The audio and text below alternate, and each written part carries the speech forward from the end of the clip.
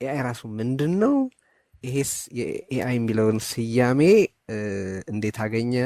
እና ከዚሁ ጋር የተገናኙ መሰረታዊ ነገሮችን በማንሳት ለምን አንጀምርም? ምንድን ነው ኤአይ ራሱ? ስያሜውስ ኤአይ ለምን አሉት? በጣም ጥሩ ጥያቄ ነው ቴዲ። ከዛ በፊት ሁለት ማሳሰቢያዎች ልናገር። አጠር ያሉ ማሳሰቢያዎች ናቸው።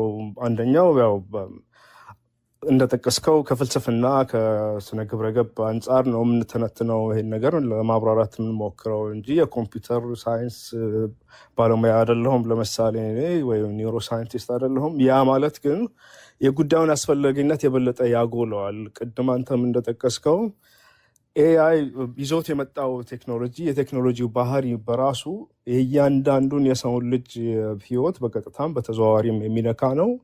እንግዲህ ከዕለት ተዕለት ተግባራት ጀምሮ ለህልውና የሰው ልጆች ህልውና ስጋት ሊሆን ይችላል ተብሎ እስከመታሰብ የደረሰ ነገር ነው እና ለምሳሌ የዕለት ተዕለት ጥያቄዎቻችን ከግላዊ ነፃነታችን ልንጀምር እንችላለን። ከዛ ደግሞ ሰው ምንድነው ኤአይ አምላክ ሊሆንስ ይችላሉ የሚሉ በጣም አሁን ሲያስቧቸው ግራ የሚገቡ ግን መሰረታዊ ጥያቄዎችን የሚያነሳ ስለሆነ ከፍልስፍና አንጻር ማየቱ አስፈላጊ መሆኑን አጽንኦት ለመስጠት ነው። አንተም ጠቅሰዋል።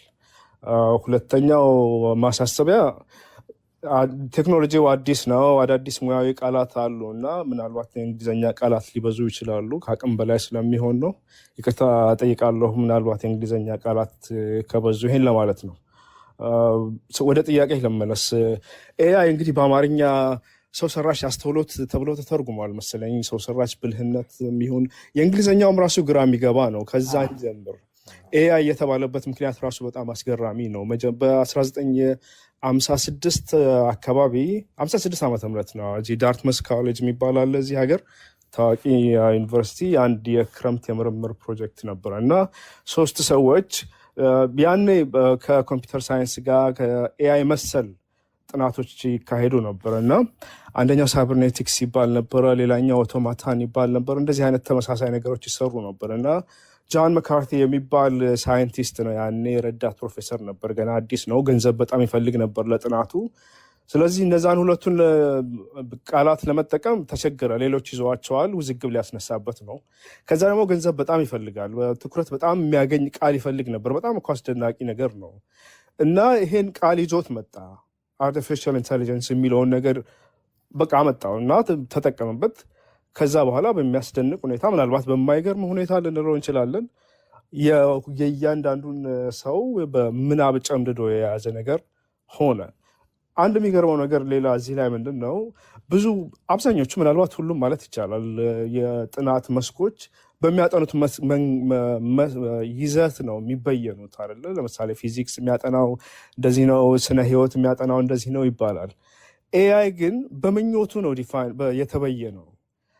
የሰው ልጆች ምንድን ነው ማሽኖችን እንዲያስቡ ማድረግ እንችላለን፣ ስለዚህ ወደዛ የመሄድ ፍላጎት ነው ያለን በሚለው አስተሳሰብ ነው የተበየነው ማለት ነው። ስለዚህ ኤአይ የሚባል ጥናት ያኔ አልነበረም። ማሽኖችን እንደ ሰው እንዲያስቡ ማድረግ እንችላለን በሚል ምኞት ነው እና አስገራሚ ነገር ነው እሱ ራሱ። ስለዚህ ሰውየው አሁን እንዳውም ቅርብ ጊዜ አንድ ቃለ መጠይቅ ተደርጎለት ምናልባት ትልቅ ሰው ሆኗል። 80ዎች ውስጥ ሊሆን ይችላል። ቅድም ጃን መካርቲ ያልኩት ሰውዬ እና እኔ ገንዘብ ቸግሮኝ ነው ይህን ስም ያወጣሁት ነው ያለው።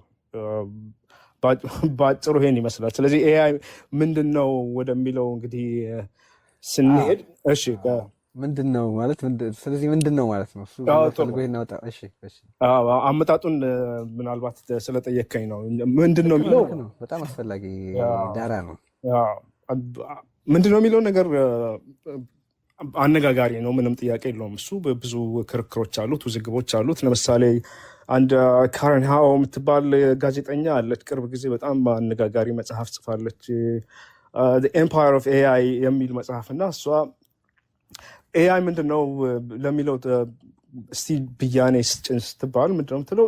ኤአይ ሁሉንም ነገር የያዘ ምንም አንድ የሆነ በዚህ ቦታ ነው ብሎ መገለጽ የማይችል በተለያዩ ፍላጎቶች ላይ የተመሰረተ ብያኔ ነው ያለው። ልክ እንደ እሷ ምንድነው እንደምትለው ትራንስፖርቴሽን እንደሚለው ቃል ነው። ብስክሌትም የመጓጓዣ ዘዴ ነው፣ ሮኬትም የመጓጓዣ ዘዴ ነው። በመሀል ያሉትን መርከብም አውሮፕላንም ይሄ መንሸራተቻም ሊሆን ይችላል እና እንደየፍላጎታቸው ሊበየን ይችላል የሚል አሁን ካለው ከተጨባጭ ከካፒታሊስት እነዚህ የኮርፖሬሽኖቹ ፍላጎት አንጻር ለማብራራት ሞክራለች። ግን ከፍልስፍና አንጻር ልናየው እንችላለን። ማለት ብዙ ክርክርም ቢኖር ለእኛ ለውይይታችን ያህል በሚረዳ መንገድ አንድ ስቲዋርት ራስል የሚባል ሰውዬ ያለ በጣም የታወቀ የኮምፒውተር ሳይንስ የኤአይ ተመራማሪ ነው እና ከፍተኛ ተጽዕኖ ያለው ሰው ነው እና የኤአይ ኢንትሮዳክሽን መማሪያ መጽሐፍም ታዋቂ መጽሐፍም አለው እና እሱ ባለው እንጀምር። እሱ ምንድን ነው የሚለው ኤአይ ስንል ማሽኖችን የማገናዘብ ችሎታ የሚጠይቁ ነገሮችን እንዲያደርጉ ማስቻል ነው ይላል። ማገናዘብ ችሎታ ኮግኒቲቭ ካፓሲቲስ ወይም ኮግኒቲቭ ፋንክሽንስ እንዲኖራቸው ማስቻል ነው ይላል። እነዛ ምንድን ናቸው? ማሰብ አንደኛው ነው፣ መማር እና ችግር መፍታት። ይህን ቀላል ብያኔ ይዘን እንቀጥል እና ከዛ በኋላ ምንድን ነው የሚለው ቅደም ተከተሉ ይሄ ማሽኖች መማር ማሰብና ችግር መፍታት እንዲችሉ ማድረግ የሚጠይቁ ነገሮችን እንዲያከናውኑ ማድረግ ነው። ልክ ግን አንድ ተጨማሪ ነገር አለው እዛ ላይ። ምንድነው ተጨማሪው ነገር? ልክ ሰዎች በሚያደርጉ ሰዎች ወይም ሌሎች ምንድነው ኢንቴሊጀንት ቢይንግስ ነው የሚለው እሱ እና ምን እንደምንላቸው አላውቅም። እንግዲህ ማስተዋል የሚችሉ ነገሮች ልንላቸው እንችላለን። ምክንያቱም ሰዎች ብቻ አይደሉም ማስተዋል የሚችሉት ተብሎ የሚታመነው በፍልስፍና። ሌሎችም ነገሮች ሊኖሩ ይችላሉ። ለምሳሌ እነዚህ ያልታወቁ በራሪ አካላት የሚባሉት በድሮ በተለምዶ አሁን ምንድነው አንአይደንቲፋይ ኤሪየል ፌኖሜና ተብለዋል መሰለኝ ዩኤፍኦ የሚባሉት ድሮዎች ማለት ነው። እነሱም ያስባሉ ብለን ነው የምናስበው። መላእክትም እንደዚሁ ለምሳሌ ከሃይማኖት እንደ ሃይፖቴቲካል አድርገን ልንወስደው እንችላለን። እንደ መላምት ሊያስቡ ይችላሉ። የግድ ሰው መሆን የለባቸውም። ኢንቴሊጀንት ቲንግስ ያልናቸው ቢይንግስ ለምንድን ያልናቸው? ቢይንግስ ያልናቸው እንግዲህ በቢይንግ አሁን ፍጡራን ካለን ፈጣሪ የሚል ነገር ታሳቢ ስለሚያደርግ አስቸጋሪ ይሆናል። ሃይማኖታዊ ይዘት ስለሚኖረው አጠቃላይ ውይይት ለማድረግ አስቸጋሪ ነው የሚሆነው። ስለዚህ ቲንግ ልንላቸው እንችላለን፣ ነገሮች ልንላቸው እንችላለን። እሱ ያለበትን ቃል ለመጠቀም ስለፈለግኩ ነው። የሚለው ነገር የሆነ ሁነትን የሚያሳይ ነገር ስላለው ነው። በዛ መንገድ እንደዛ እነዚህ ነገሮች በሚያስቡበት ወይም ደግሞ አስተውሎት እንዲኖራቸው ማድረግ ነው ማሽኖችን። ይህን ብያኔ ብንወስደው ለሚቀጥለው ውይይታችን በጣም ጥሩ መሰረት ይጥልልናል እና ስለዚህ አሁን ምንድን ነው ጥያቄው? እሺ አርቲፊሻል የሚለው ላይ ጥያቄ ማንሳት እንችላለን። አሁን ሁለቱም ላይ ጥያቄ እናነሳለን። እሺ ምን አልክ? አሁን እንግዲህ አንተ ላይ ብዙ ጫና ማድረግ ሳይኖርብኝ አይቀርም። አሁን ቃላትን ለመተርጎም አስፈላጊ አይደለም ብለን ካምን ልንተወው እንችላለን። ቅድም እንዳልከው ይሄ ለምሳሌ ሰው ሰራሽነቱ ላይ ጥያቄ ማንሳት ይኖርብናል። ምክንያቱም እስከ ተወሰነ ደረጃ ብቻ ነው ሰው ሰራሽ የሚሆነው። ይሄ አስተውሎቱ ኤአይ የሚለው ነገር አርቲፊሻል ኢንቴሊጀንስ የሚለው ነገር አርቲፊሻል የሚሆነው እስከ ተወሰነ ደረጃ ድረስ ነው። ምክንያቱም ከሆነ ደረጃ በኋላ እናነሳዋለን። ይሄ ለአስተውሎትን በለው ከባባድ የአማርኛ ቃላት ይሆኑብኛል። እንግሊዝኛ ላለመጠቀም እየሞከርኩ ነው እና ሱፐር ኢንቴሊጀንስ የሚባለው ለራሱ እንግሊዝኛ ሆነ አይደለ አማርኛው። እሺ እና ሱፐር ኢንቴሊጀንስ የሚለው ደረጃ ላይ ከደረሰ በኋላ ከሰው ልጅ ቁጥጥር ውጭ ነው የሚሆነው። ምክንያቱም ራሱን በራሱ የሚያስተምር ራሱን በራሱ እንደገና እያባዛ የሚሄድ ራሱን በራሱ እያሰለጠነ አዳዲስ ነገሮችን የሚፈጥር ከሰው ልጆች የአእምሮ ግንዛቤ ደረጃ ጋር የማይወዳደር ደረጃ ላይ ይደርሳል። ያኔ ሰው ሰራሽ ነው የምንልበት ቦታ ይቆማል። ዩቫል ኖዋ ሃራሪን ታውቁታላችሁ። እሱ ምንድን ነው የሚለው? ከዛ በኋላ ኤአይ የሚለው ነገር አርቲፊሻል ኢንቴሊጀንስ ሳይሆን ኤሊየን ኢንቴሊጀንስ ነው ሊሆን የሚችለው ይላል። ስለዚህ እነዚህን ግምት ውስጥ ማስገባት አለብን ሁለቱን ነገሮች ስናስብና የአጭር ጊዜና የሩቅ ጊዜ ብለን መክፈል ሊኖርብን ይችላል። ግን ይሄ ግንዛቤ ይሰጣል ብዬ ያስባለሁ። ምናልባት ያላብራራሁት ነገር ካለ እንግዲህ አንድ አይ ቲንክ ማንሳት ያለብን ወደ ዝርዝር ነገሮች ከመሄዳችን በፊት እዚህ ጋር ብናነሳው የምወደው የሰው ልጅ በተለያዩ ምዕራፎች አልፏል። የተለያዩ የሚንስ ኦፍ ፕሮዳክሽን አብዮቶች አካሂዷል። ለምሳሌ እርሻ ያወቀበት ጊዜ አንዱ ተደርጎ ይወሰዳል። ኢንዱስትሪ ሌላኛው መታጠፊያ ተደርጎ ይወሰዳል። ከዛ የዚህ የቴክ ሬቮሉሽን የኮምፒውተር መምጣት የኢንተርኔት መምጣት በሰው ልጅ ግንኙነትና ህይወት ላይ የፈጠረው አብዮት አለ። ከነዚህ አንጻር የኤአይ የተለየ ባህሪ ምንድን ነው? ይሄ ቁልፍ ጥያቄ ነው ቴዲ። እዚህ ላይ እሱን ከመመለሱ ጋር ደግሞ አሁን ኤአይ ብለህ በጥቅሉ የነገርከን አለ ሄኖክ እና ባለፈው የኒቪዲያ ሲኦ ሲናገር የሰማሁት አሁን ኤአይ የምንለው በጥቅሉ ኤአይ ሞዴሉን ነው እንጂ ኤአይ ገና የመጨረሻው ኢንፍራስትራክቸር ተዘርግቶ ሂደቱ ላይ ነን እንጂ ያለ ነው ኤአይ ተሰርቶ አላለቀም የሚል ኢንተርቪው ሰምቼ ነበረ። እሱ ሲገልጸው በ5 ሌየር ገልጾት ኢነርጂን፣ ቺፕስን፣ ክላውድን እና አሁን ያለንበት ኤአይ ሞዴልስ ነው እና የመጨረሻው የሚቀረን ኢንፍራስትራክቸር ነው። ቢኮዝ እነኚህ ሁሉ ዘርግተን ጨርሰናል። ያንን ደግሞ የመሰከረልንና ውጤታማ እንደሆንን ካሳዩን ነገሮች አንዱ ዲፕሲክ ነው እና የመጨረሻ ኢንፍራስትራክቸር ነው እና ይሄንን በልምድ ነው ኤአይ ብለን የምንጠራው ብሏል። እዚህ ላይ የምታውቀው ነገር ካለ ጨምርልን። ይሄ ማለት አሁን ኤአይ አሁን የምናውቀው ብቻ ነው ወይ ነው ጥያቄው? ራሱን በሚገባ ከስቷል ወይስ የሚል ነው አይደለ? ዜና ካልተሳሳትኩ። አዎ፣ ምክንያቱም እሱ ሲያብራራው ሂደቶቹ እነኚህ ናቸው እና የመጨረሻውን ገና ለመዘርጋት ዝግጅት ላይ ነን ነው የሚለው። እነኚህ ተሟልተው ኢነርጂ አንደኛው ቺፕስ፣ ቀጥሎ እሱ በሌየር ኦፍ ኬክስ ነው የጠቀሳቸው እና ፈርስት ኢነርጂ ይሆናል፣ ቺፕስ አለ፣ ከዛ ክላውድ አለ፣ አሁን የደረሱበት ኤአይ ሞዴልስ አለ እና ያንን ደግሞ ይሰራል ብለው እርግጠኛ ሊሆኑ የቻሉበት ዋናው የኤአይ ሞዴልስ ኦፕን ኤአይ ዲፕሲክ መምጣቱ የኤአይ ሞዴልስ ውጤታማነታቸውን አረጋግጦልናል እና ኔክስት ስቴፓችን ኢንፍራስትራክቸር መዘርጋት ነው የሚሆነው።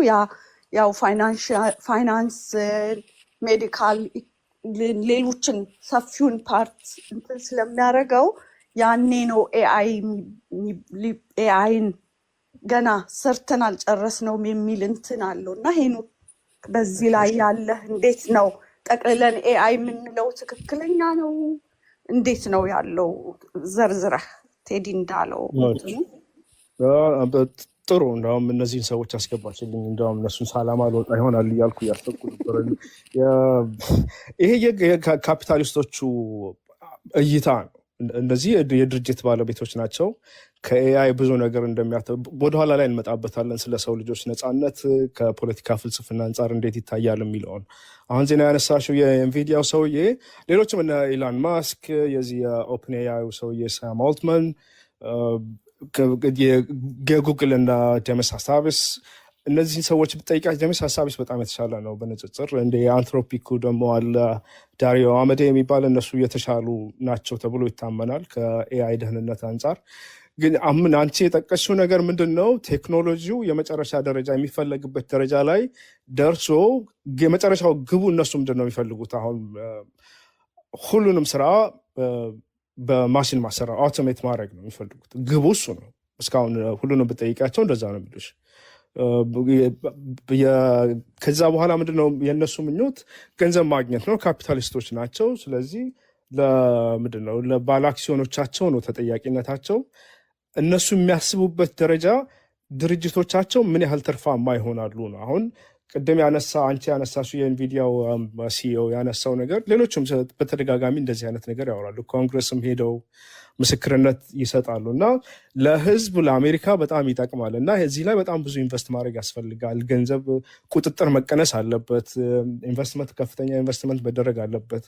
በጣም ብዙ ትሪሊየን ገንዘብ ነው እየወጣበት ያለው ይሄ ነገር እና አንድ ጊዜ እንዳውም አሁን ያለው ከኤአይ ላይ ያለው አሜሪካ ውስጥ ያለው ኢንቨስትመንት ከጃፓን ኢኮኖሚ ከጠቅላላ ኢኮኖሚ በላይ ነው የወጣበት ነው የሚባለው እና የሚፈራው ነገር ምንድን ነው? ይሄ ኤአይ ባብል የሚባል ነገር ሰምታችሁ ሊሆን ይችላል።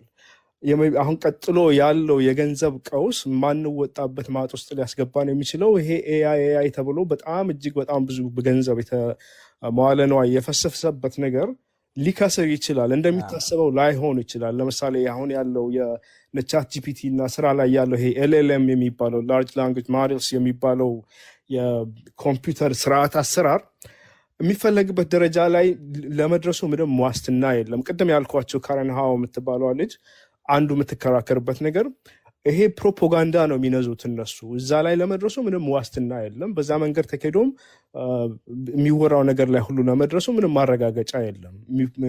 የታሰበው ነገር ሁሉ ላይሆን ይችላል። ምንድን ነው የሚሆነው? ኪሳራ ይመጣል። ኪሳራው ደግሞ እስከዛሬ እንደለመድነው አይነት ኪሳራ አይደለም። በትሪሊየን የሚቆጠር ገንዘብ ነው የምንከስረው። ከዛ ሁሉንም ሸክም የሚሸከመው ድሃው አሜሪካዊ ድሃው ዜጋ ነው የሚል ስጋት አለ። ስለዚህ አሁን የኢንቪዲያው ሲኢኦ ያነሳው ነገር ከኢንቨስትመንት ከመዋቅሮች አካባቢ ጋር የተያያዘ ነው። ለምሳሌ አንዱ ትልቁ ክርክር ስጋት ያለው ምንድን ነው? እነዚህ የኤአይ ሞዴሎቹ በጣም ብዙ ዳታ ነው የሚፈልጉት እና የዳታ ማዕከሎች ትልቅ የኢንቨስትመንቶች ሆነዋል። አሁን በየቦታው ትላልቅ የዳታ ማዕከሎች እየተሰሩ ነው። እጅግ በጣም ብዙ ገንዘብ ነው የሚፈልጉት። እጅግ በጣም ብዙ ውሃ ነው የሚፈልጉት ለማቀዝቀዣ የሚጠጣ። አሁን ቴነሲ ውስጥ ኢላን ማስክ አንድ ኮሎሰስ የሚባል አንድ የዳታ ማዕከል ገንብቷል እና በጣም አስቸጋሪ ሆኖ የሚወጣው ያን ለማቀዝቀዝ ከውሃ ጋር ከኬሚካል ጋር ተያይዞ የአካባቢ ብክለት ከፍተኛ ችግር ውስጥ ፈጥሯል እና እነዚህን ሰዎች ከገንዘብ ከትርፋቸው ከጥቅማቸው ጋር አያይዞ ማየት በጣም አስፈላጊ ነው። አሁን መዋቅር የሚሉት ነገር አንደኛ የግድም አይደለም፣ ይሄን ማድረግም አስፈላጊም አይደለም። ለአሜሪካ ኢኮኖሚም የተለየ ነገር የሚያመጣው ነገር የለም። ኤአይን ከጂኦፖለቲካ አንጻር ለምሳሌ ቻይና ልትቀድመን እንችላለች የሚል ተገቢ ስጋት ይመስለኛል ከብሔራዊ ጥቅም አንጻር ሲታይ። ምክንያቱም ቻይና ከቀደመች ኤአይ ከፍተኛው ደረጃ ላይ እንግዲህ ለምሳሌ ይሄ የኤጂአይ የሚባለው ደረጃ ላይ ከተደረሰ አርቲፊሻል ጀነራል ኢንቴሊጀንስ ጋር የሚባለው ከተደረሰ ያ ላይ ቀድሞ የደረሰ ሰው ሁሉንም ነገር መቆጣጠር ይችላል የሚል አመለካከት ስላለ እዛ እንዳይደረስ አሜሪካ ይህን ማድረግ አለባት ሊባል ይችላል። ግን ነገሩን ላሳጥረውና አሁን ኤአይ የመዋለ ንዋይ ላይ ያለው አንዱ ትልቁ ዋናው ችግር ነው የሚመስለኝ አሜሪካ ውስጥ ያለው በኮርፖሬሽኖች የተያዘ ነው። ምንም ቁጥጥር የለበትም። እስካሁን ያሉት ቴክኖሎጂዎች በሙሉ ትላልቆቹ ቴክኖሎጂዎች ከኒውክሊየር ጀምሮ እስከ ኢንተርኔት ድረስ ያሉት በአሜሪካ መንግስት ቁጥጥር ስር በመከላከያ ሚኒስቴር ውስጥ የነበሩ ናቸው እና መንግስት የራሱ ኃላፊነት አለው፣ የቁጥጥር ስርዓት አለው፣ መከላከል የሚፈልገው ነገር አለ። ስለዚህ እነዛ አማራጮች በመኖራቸው ግለሰቦች በገንዘብ ፍላጎት ምክንያት ብቻ ወደፈለጉት አቅጣጫ የሚሄዱበት እድል አልነበርም። አሁን መንግስት ምንም ሚና የለውም። ኤአይን እንኳን ለመቆጣጠር መቅጠር ቢፈልግ በአመት $10 ሚሊዮን መቅጠር አለበት አንዴ። ምክንያቱም ጉግል ቢሄድ ከዛ በላይ ሊያገኝ ይችላል። አንድ ሰው ሀገር ላገልግል ብሎ 10 ሚሊዮን ስጡኝ እናሰራለሁ መቼስ ምን አደርጋለሁ የሚሉ ናቸው። በጣም ብዙ ገንዘብ ነው የሚከፈላቸው። እንደዚህ አይነት ነገሮች ስላሉ እነዚህ የኮርፖሬሽኖች የቴክ ሲኢኦስ የሚባሉት በኋላ እናነሳቸው ይሆናል። ኢላን ማስክ፣ ፒተር ቲል፣ ቅድም ያልኩት ሳም ኦልትመን፣ እንደዚህ አይነት ሰዎች ፍላጎታቸው አሁን ያለውን መዋቅሩን ተጠቅመው መንግስት ምንም አይነት ቁጥጥር እንዳይደረግ ተጽዕኖ ፈጥረው የሚፈልጉትን ነገር ማሳካት ነው እና አሁን እሱ እያለ ያለው ኤጂአይ ላይ ለመድረስ የምናደርገው ጥረት ከመዋቅራዊ ችግሮች ገጥሞታል። እነሱን ስናሟላ የዳታ ማዕከሎችን በፈለግነው መጠን ስናሟላ በጣም ምክንያቱም በጣም የዳታ ረሃብተኛ ነው ኤአይ። በጣም ከዳታ ውጭ ምንም ሊንቀሳቀስ አይችልም። ያን ማድረግ የምንችለው ደግሞ እንደዚህ አይነት የዳታ ማዕከሎችን በየቦታው ስንገነባ ነው። ያን መገንባት በጣም ብዙ የአካባቢ ግብረገብ ችግሮች አሉበት፣ ግን እነሱ ብዙም ማንሳት አይፈልጉም። እሱን ከዛ ጋር የተያያዘ ነገር ነው። ዜና መልሼልሽ ከሆነ ጥያቄሽን ወደ ቴዲ ጥያቄ ቁልፍ ጥያቄ ነው እሱ። ለምሳሌ የሰው ልጅ ታሪክ ውስጥ እጅግ መሰረታዊ ለውጥ ያመጣው ስር ነቀል ለውጥ ያመጣ ግኝት ተብሎ ከሚታሰቡት በጣም ጥቂት ነገሮች የመጀመሪያው ምናልባት ሊሆን ይችላል እሳት ነው። የእሳት መገኘት እሳት የሰው ልጅ እሳትን ፈጠረ ማለት ሳይሆን ያው ተገኘ ግኝት ነው። እሳትን ካገኘ በኋላ ሁሉም ነገር የተቀየረው ከዛ በኋላ ነው። ምግብ ማብሰል ተጀመረ፣ ማደን ከዘፍራፍሬ መለቃቀም ቀረ። ከዛ በኋላ በአንድ አካባቢ መሰብሰብ ተጀመረ፣ እርሻ ተጀመረ። ከዛ በኋላ ይሄ የምናውቀው በመደብ የተከፋፈለው ስርዓት መጣ። ከዛ በኋላ ነው እንግዲህ አሁን ሁሉም እኛ የምናውቀው እንግዲህ እነዚህ ያሉ የማህበረሰብ ስርዓቶች በሙሉ ከዛ ጋር የተያያዙ ናቸው። እሳት በመገኘቱ ምክንያት የሰው ልጆች በአንድ አካባቢ ብዙም ከማያውቋቸው ከቤተሰቦቻቸው ወይም ከጎሳቸው ውጭ ከሆኑ ሌሎች ማህበረሰቦች ጋር አብረው ለመኖር የሚችሉበት እድል አጋጣሚ ተፈጠረ። እንግዲህ ከዚህ በኋላ ነው የግብርና አብዮትም የኢንዱስትሪ አብዮትም ከዛ ጋር ተያይዞ የመጣ ነገር ነው። እነዚህ በጣም ትላልቅ አብዮቶች ናቸው በቴክኖሎጂ በሰው ልጅ ታሪክ ውስጥ። ኤአይ ፈጽሞ የተለየ ነገር ነው። ለምንድን ነው የተለየ የሆነው? እነዚህ ቴክኖሎጂዎች የትኛውንም ከዚህ በፊት የምናውቃቸውን ቴክኖሎጂዎች ማንኛውም አይነት ቴክኖሎጂ መጥራት ይቻላል። አንዳቸውም ከሰው ልጅ ቁጥጥር ውጭ አይደሉም፣ ወይም ኤጀንቶች አይደሉም። ኤጀንት በአማርኛ ምንድን ነው ቴዲ? ራሱን በራሱ መግዛት የሚችል በራሱ ነፃነት ያለው ነገሮች በራሱ መወሰን የሚችል ያልነበረ አዲስ ኮንተንት መፍጠር የሚችል ኤአይ እንደዛ ይሆናል። አሁን ልክ ነው። ስለዚህ ምንድነው እነዚህ ያሉት? ለምሳሌ በቀላሉ መኪና እንደ ምሳሌ ማንሳት እንችላለን። ትልቅ ቴክኖሎጂ ነው፣ ትልቅ እድገት ነው። መኪና አንድ መኪና ሹፌር እስካለው ድረስ አሁን ያው እሱንም በኋላ እናነሳዋለን ይመስለኛል። እነዚህ ራስ ንድን በላቸው መኪናዎቹን ራሱን በራሱ መኪና ለምሳሌ አለ። እሱም ቢሆን አሁን ከኤአይ ጋር ስለሚያያዝ የኤአይ አካል ነው ማድረግ ያለብን። እስከዛሬ የምናውቃቸው መኪናዎች ግን ሰው እስካላስከረከራቸው ድረስ የትም መሄድ አይችሉም። የትም የሰውን የመሄድ ፍላጎት ነው የሰውን ጉዳይ ነው የሚያስፈጽሙት። አውሮፕላንም ብትለው እንደዛ ነው። ኒውክሌርንም ለምሳሌ ማንሳት እንችላለን። ትልቅ ቴክኖሎጂ ነው። ግን ነገ ተነስቶ ጃፓንን እና ሂሮሽማን ልደብድብ ሊል አይችልም። ሰው ነው የሚተኩሰው። የትኛው ማስደናቂ ተአምራዊ ቴክኖሎጂ እስካሁን የምናውቃቸው በሙሉ ከሰው ልጅ ፍላጎትና ቁጥጥር ውጭ አይደሉም። የሰው ልጆች ያው በግለሰብ ደረጃ በጣም ብልሆች ልንሆን እንችላለን። በቡድን ግን ያው ምን አይነት እንደሆነች ማን ነው? አንዳንድ ሰዎች በቡድን ደደቦች ናቸው የሰው ልጆች ይላሉ። እንደዛ አይነት ችግር አለ እንጂ የትኛውም እስከዛሬ የምናውቀው ቴክኖሎጂ በራሱ ምንም ማድረግ የሚችል ከሰው ቁጥጥር ውጭ ሊሆን አይችልም። በስህተት ሰዎች አደጋ ሊያመጡ ይችላሉ። ኤአይ ከዛ ውጭ ነው። እንዲሁም አሁን ቅድም እንደው በጣም ጥሩ ነጥብ ስላነሳህ የበለጠ እንድታየው አሁን እሳት መጣ የሰው ልጅን የመመገብ ፍላጎት ነው ያሰፋው። የመስራት በእሳቱ ተጠቅሞ የተለያዩ ነገሮች የመስራት ነገር አስፍቷል ሊባል ይችላል። ኦር ሌሎች ማረሻን በለው ምን በለው አሁን ወረቀትን ካየኸው የሰው ልጅን ሀሳብ የማስፈር ፍላጎት የሚወልደው ነው። ያ ሰው የነገረውን ነገር ነው የሚጽፈው። በራሱ የሚያደርገው ምንም ነገር የለም። ሌላውም ቢሆን በዛው መሰረት መታየት የሚችል ነው። ይሄኛው ግን ያልነበረ አዲስ ነገር ይፈጥራል በራሱ ማለት ከመምጣቱ በፊት ያልነበረ አርቲክል ይጽፋል። ከዛ በፊት ቢሆን ኖሮ የአርቲክል በሰው ይታሰብና ወይ በብራና ይጻፋል ወይ በወረቀት ይጻፋል፣ በተለመዱ የቅርብ ጊዜ ወረቀቶች ወይ ኮምፒውተር ላይ ይጻፋል። እንዳልከው ከሰው ሀሳብ ወጥቶ የማስፈሪያው ፎርም እና እንትኑ ነበር የሚታየው። ይሄኛው በቃ ስለዚህ ይሄን ጻፍ ስትለው ከመጻፉ በፊት ያልነበረ አዲስ ኮንተንት እየፈጠረ ነው እንደሚገባኝ። ልክ ነው። እንደውም ጥሩ አስታወስከኝ። አሁን የሚሰራቸውን ነገሮች እኮ መዘርዘር እንችላለን። መጽሐፍ ብቻ አይደለም ኤአይ። እንደውም ያንተ አስተያየት እዚህ ላይ በጣም የሚያስፈልግ ይመስለኛል። ጊዜውን ጠብቆ እናነሳዋለን። ሙዚቃ ይደርሳል፣ ያቀናብራል። ለምሳሌ አዲስ ነገር ያመጣል። ሕክምና ላይ ይታሰባል። ቼስ ይጫወታል፣ ስዕል ይስላል በፈለግከው አይነት። ለምሳሌ እንደ ቪንሰንት ቫንጎ አድርገህ አይነት በዛ አሰራር እንትን ነው። ድራማ ኮሜዲ ይጽፋል፣ የጥብቅና ይቆማል፣ ሐኪም ነው። የማይሰራው ነገር የለም። አሁን ነው ይሄን የምናወራው። እንግዲህ ከትንሽ ጊዜ በኋላ ሌላ ነገር ነው የምንጠብቀው። እነዚህን ነገሮች ሁሉ መስራት የሚችል ነገር ነው።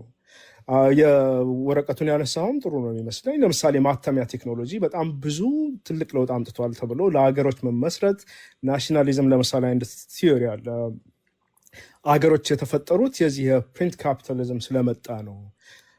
ህትመቶች በመምጣታቸው ምክንያት ካፒታሊስቶች ፍላጎት እየጠነከረ ሲመጣ አንድ አይነት አስተሳሰብ፣ አንድ አይነት እምነት፣ ስለ አንድ አካባቢ አንድ አይነት ግንዛቤ እንዲኖር ማድረግ ተቻለ በጋዜጦች በመጽሔቶች ዝውውር ምክንያት። ከዛ በኋላ አንድ አይነት የማንነት አስተሳሰብ እየተፈጠረ ስለመጣ ያ ቴክኖሎጂ ብሔርተኝነት የሚባለውን አስተሳሰብ እዚህ ያደረሰው የሚል አንድ ጠንካራ ብዙ አነጋጋሪ ንድፈ ሀሳብ አለ። ለምንድን ነው ይሄን የማረሰው? ይህን ያህል ተጽዕኖ ያለው ነው የፕሪንት ካፒታሊዝም የሚባለው ማለት ነው፣ ህትመት። እሱም ቢሆን ግን ራሱ ምንም መጻፍ አይችልም። ቅድም አንተ እንደጠቀስከው ሰዎች ናቸው የሚጽፉበት። የትኛውን መጽሐፍ ልጻፍ፣ እንደዚህ አይነት መጽሐፍ ጽፌ እዚህ ሀገር እበትናለሁ ወይ ደግሞ በዚህ ቋንቋ ማለት የሚችለው ነገር የለም። አሁን ይህን የምናነሳው ኤአይ ስለመጣ ነው እንጂ ኤአይ ሳይኖር ይህን ብናወራ ምንድን ነው የምታወራው? ይሄ ግልጽ አይደለም እያስብል ነበር። ግን ይህን ነገር አንስቶ መናገር አስፈላጊ እንዲሆን አድርጎታል። እና ኤጀንት ነው የሚፈጠረው። ሰው ብቻ አይደለም እኮ አሁን እንደ ሰው እኛ እንግዲህ እስከዛሬ ራሳችንን ስናንቆለጳጵስ ነው የኖር ነው። እንግዲህ በጥሩም በመጥፎም ከኛ የተሻለ ፍጡር የለም ዓለም ላይ። ግብረ ገባዊ ስሜት አለን። የማገናዘብ ችሎታችን እጅግ በጣም ከፍ ያለ ነው። በሃይማኖቶችን ብንሄድ በተለይ በአብርሃማዊ ሃይማኖቶች በአምላክ በአምሳሉ ነው የፈጠረን። ስለዚህ ከፍ ያለ ቦታ ነው ያለን ለራሳችን የነበረው። ሁሉም ነገሮች ብታያቸው ግን ከማገናዘብ ችሎታችን የሚመነጩ ናቸው። ምናልባት ግብረ ገባዊ ንቃተ ህሊና ይኖረነዋል ኤአይ ወደ ላይ እናነሳው ይሆናል። እንደዛ ሆኖ ግን አሁን ከማገናዘብ ጋር ካየኸው ከትንሽ ጊዜ በኋላ አሁን በጣም ብዙ መስኮች ላይ ከሰው በጣም የተሻለ ነገር ይሰራል። ብዙ መስኮች ላይ ደግሞ ከሰው በጣም የከፋ ነገር ይሰራል። ወደፊት በሁሉም መንገድ በሁሉም መስክ ከሰው በጣም እጅግ በጣም የተሻለ ለማሰብ የሚያስቸግር ከፍታ ሊኖረው ይችላል ተብሎ ነው የሚታመነው። ከዛ በኋላ ምንድን ነው የሚሆነው? ሰውነትስ ምንድን ነው? መብትስ ምንድን ነው ወደሚል ጥያቄ እንሄዳለን። ቀድሜ ሌላ ቦታ እንዳልደርስ እዚህ ጋር